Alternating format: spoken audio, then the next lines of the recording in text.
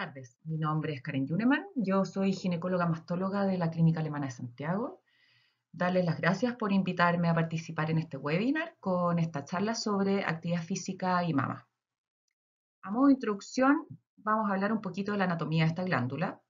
La glándula mamaria se encuentra ubicada en la pared torácica anterior, va desde la clavícula hasta la sexta séptima costilla. Se encuentra sobre la fascia del pectoral mayor y menor, en 2/3 de su contenido, y el tercio restante sobre la fascia del serrato menor. Por otro lado, tenemos los ligamentos de Cooper, que son hebras de tejido conectivo que se extienden desde la fascia profunda hacia la piel de la mama.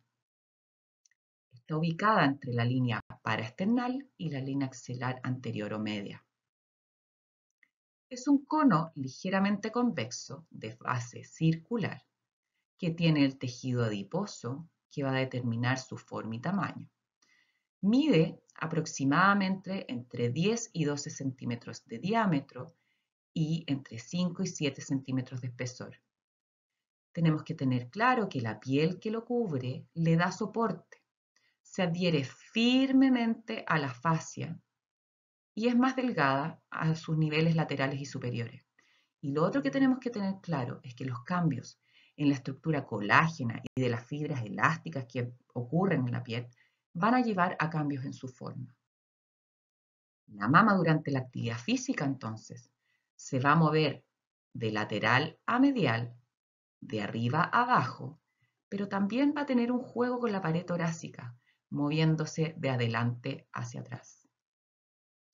¿Qué pasa con la mama y la actividad física, entonces? El movimiento independiente de la mama se asocia a mastalgia o a dolor de la mama y a daño potencial de las estructuras de soporte. Fíjense que se ha reportado dolor asociado al ejercicio en hasta 72% de las mujeres activas físicamente. La causa sería desconocida, pero pareciera deberse a tensión de los sistemas de soporte. Incluso se ha visto que en un 17% de las mujeres esta molestia o este dolor se ha identificado como una barrera para realizar la actividad física. Actualmente existen estudios biomecánicos como este publicado en el año 2020 en donde se ha confirmado que una mujer, por ejemplo, al correr sin soporte externo, se ve que el desplazamiento vertical de la mama, por ejemplo, va a ser entre 4,2 y 9,9 centímetros, incluso hasta 17 centímetros al saltar.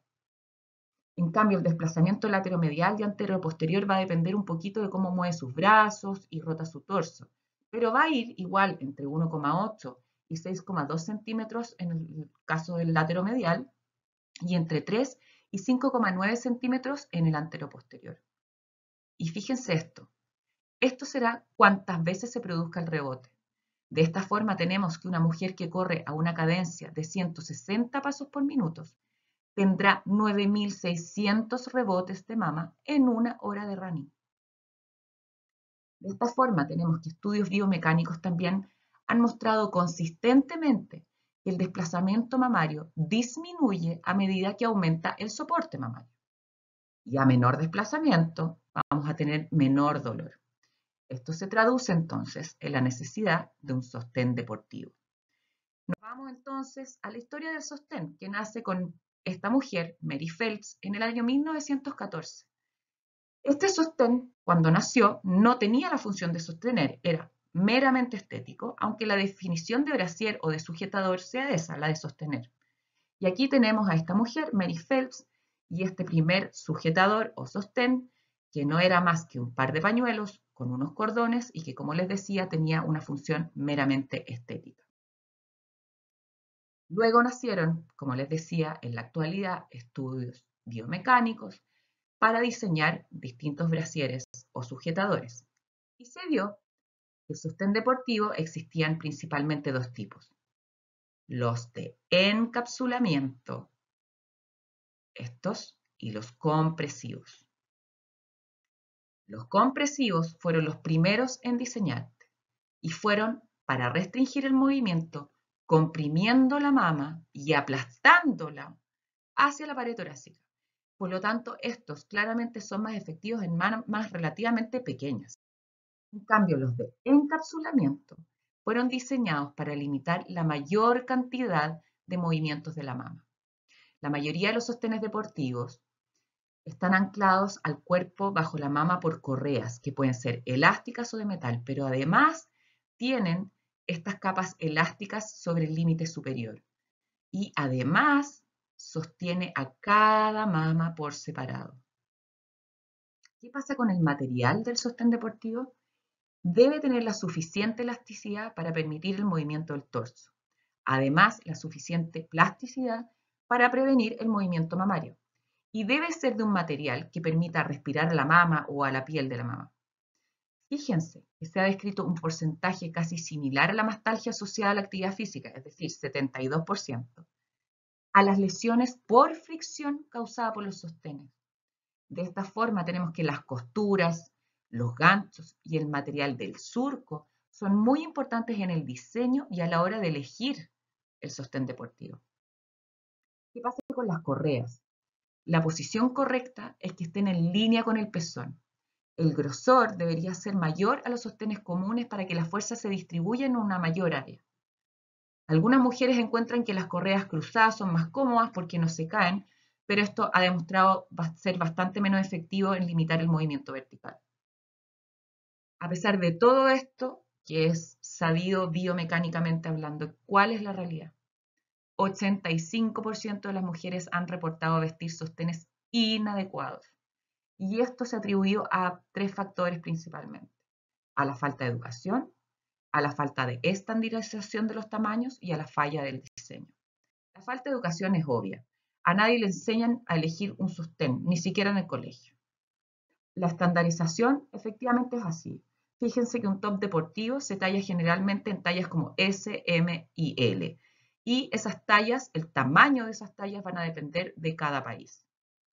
En caso del sostén de encapsulamiento, se toman 2 medidas. La banda baja, que mide la circunferencia torácica, y las medidas más encima van a estar en distintas unidades según cada país. Y la copa, que es la circunferencia sobre la prominencia de las mamas, que van a ir en medidas desde la A a la P y que, como les digo, van a estar en distintas unidades según cada país. Y tenemos que tener además en cuenta que la mayoría de las medidas han nacido de solo un par de mujeres modelos consideradas como óptimas. Entonces, tenemos que, si tenemos un mal soporte mamario, vamos a llevar a un mayor desplazamiento mamario y esto va a llevar a un mayor disconfort, lo cual va a llevar, como hablamos, a una disminución en la actividad física, lo que va a llevar a un aumento de peso.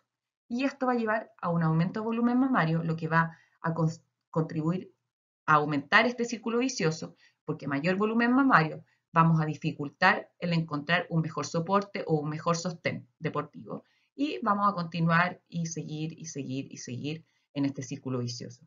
Cuando en realidad hoy día existen estudios biomecánicos, áreas que siguen estudiando el tema biomecánico y otras áreas que estudian la calidad de los materiales, lo que consumen los pacientes o clientes, la regulación térmica de los materiales, que ven edad de la paciente, distintas etapas de la vida de la paciente, por ejemplo, estados postquirúrgicos, la raza de las pacientes, y llevan al diseño de sostenes basados en la evidencia. Y de esta forma, efectivamente, hoy podemos encontrarnos con sostenes, con diseños que nos llevan a un mejor soporte y por lo tanto menores molestias y menores lesiones, que los podemos encontrar fácilmente por internet e incluso a tablas que nos permiten educar o que las pacientes incluso puedan aprender de cómo tomar las medidas correctas para saber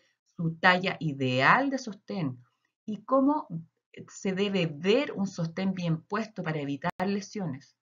De esta forma, y para ir terminando, efectivamente lo más importante es educar sobre el tipo de sostén, material y talla correcto de manera individual para cada paciente. Sobre la importancia de la actividad física como un todo. Todos hemos aprendido y nos va a quedar súper claro en este webinar la importancia de la actividad física en la salud en general, pero también sobre la importancia de la actividad física en el volumen mamario y por ende en posibles molestias y lesiones. De esta manera termino y les quería